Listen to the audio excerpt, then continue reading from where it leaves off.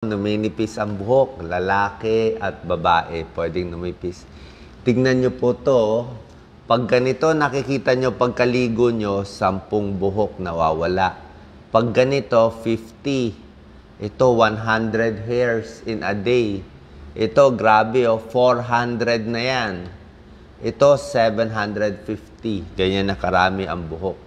Kaya delikado. Pag tumatanda talaga yan, edad 35, edad 50 years old, 85% numinipis na ang buhok. Dalawang pattern. May manipis na buhok pambabae, may panlalaki. Pag babae, dito, tingnan nyo sa babae. Sa babae, dito numinipis. Sa tuktok. Okay? Ito yung common. Ganito muna, magiging ganyan. Stage 1, stage 2, stage 3, stage 4. Pwede kayong mag-comment kung anong stage kayo. Pag sa lalaki, iba naman yung ganito. Letter M. Letter M. Pwede mamana, pwede sa stress, pwede ibang dahilan, pwede ibang sakit. Tsaka may gamutan mamaya. Tingnan natin. Ang natural home remedy, meron din mga gamot binibigay mga dermatologists. Tignan niyo yung pattern sa lalaki. Anong stage tayo? Stage 1 hanggang stage 8. Stage 1, okay pa siya. Stage 2, tumataas na. Ito. Stage 3, mataas na talaga. Stage 4, may butas na dito sa tuktok. 5 and 6, malaki na yung butas. Tapos nakakalbo na dito sa harap. Stage 8, halos sa likod na lang may buhok. So, yan ang normal hair growth. Yan. Sa umpisa, tapos nalalagas, pero dapat may tutubong kapalit. Okay? Anong cause? Maraming cause. Bukod sa namamana sa magulang, pwedeng may thyroid problem, pwedeng may PCOS, pwedeng kulang sa vitamins, malnutrition. Yan. Pag sa babae, stress, hormone, anemic. Okay? Baka sa styling, lagi kayo nagpapakulot, nagpapastraighten, nagpapa-hot oil, nagpapa-blower. Ayan yan mga problem pag sa babae. Menopause, numinipis din ang buhok. Ito, hair fall, pwedeng thyroid problem, chinecheck. Buntis, pwede rin. Pagkapanganak, high cholesterol, stress ito. Yung napopoknat. Pag na-stress yung tao, meron yun talaga. Okay? Ngayon, didiretsuhin ko na yung gamutan. Ito binibigay ng dermatologist. Ito binibigay ng derma ko, si Dr. Catigo. Merong generic po ito lahat, wala tayong na-endorse. Ito talaga yung tinuturo ng derma at mga doktor na respectable sa mga ospital. Minoxidil, ito generic, maraming brand name yan.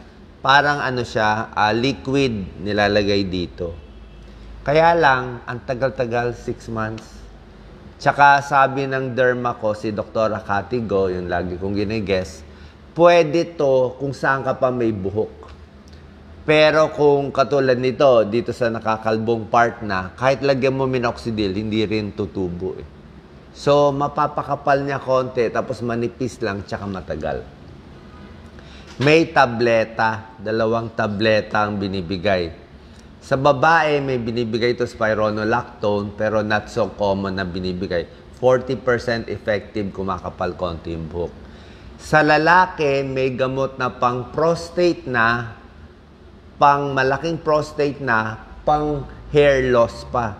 Ito yung finasteride, ito yung generic. Meron ding dutasteride na Avodart. Although ito pa lang ang US FDA approved finasteride. Yung dutasteride bago pa kasi, pero nakakatulong din. Slows down hair loss, stimulates new hair growth. So ito binibigay ng derma sa iyo. Meron pa mga ibang procedure, mga laser, mga transplant, medyo mas mamahalin. Tanong na lang po kayo sa derma. Pero merong murang home remedy. Ito po hindi pa siya 100% proven. Nililinaw natin. Pero may lumang pag-aaral. 2002, onion juice. Actually, meron kami dati ditong security guard. Dati, nakakalbo siya. Nagulat kami pagkita ko may buhok na siya, ginamit lang daw niya onion juice. So, pwede naman i-try, may pro and con. Ito, sa pag-aaral, positive eh. Ito, naging maganda resulta, pero maliit ng pag-aaral. So, pwede siya. Ang maganda sa onion juice, meron siyang sulfur na dietary sulfur, maganda rin sa buhok. Meron siyang antibacterial, kaya kung meron ka mga dandruff, nakakatulong siya. So siguro parang yung more na stimulate niya yung circulation sa ulo, baka yun ang reason kaya tumutulong. Okay, may sulfur siya. Ang problema lang, baka ma-irritate ka, masyadong hindi lang mabaho, baka ma-irritate, ma-allergy ka. So basically, 4 na onions, ini-extract, tapos pinipiga siya sa juicer para lumabas yung juice. Yung iba, kung masyado maamoy, nilalagyan ng lemon.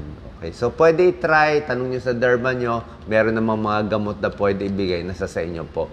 Hindi pa siya proven, pero walang masama kung di naman kayo allergy. Vitamins, baka may kulang kayo, iron, B-complex, D. Pero basically, biotin ang binibigay nila. Merong supplement ng biotin, pagkaing mataas ang biotin, tingnan nyo na lang. Okay, may mga prutas, grains, fish, mataas sa biotin, itlog.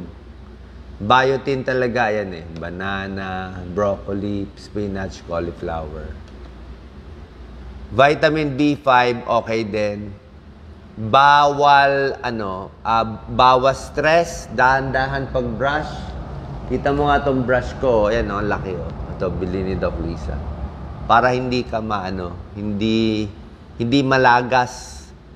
Huwag magbabrush ng basa ang buhok, malalagas, marupok, huwag masyadong kuskusin. Dahan-dahan lang, pag shampoo, konti lang, gusto mo, labnawan mo pa yung shampoo. Tapos sa shampoo, actually, maraming binibenta dyan. Up to you na eh. Pili na lang kayo ng mas hiyang kayo. May shampoo na may biotin, depende. Bawal manigarilyo, huwag masyadong magpapatreat ng yung pinapainit yung buhok, huwag masyadong magpo-ponytail na nahihila yung buhok. Okay? Tsaka pag walang ginagawa, huwag kalikot ng kalikot. Okay? So yan po. Sana po nakatulong tong tips natin kung paano gagawin kung nagiging manipis ang buhok. God bless po.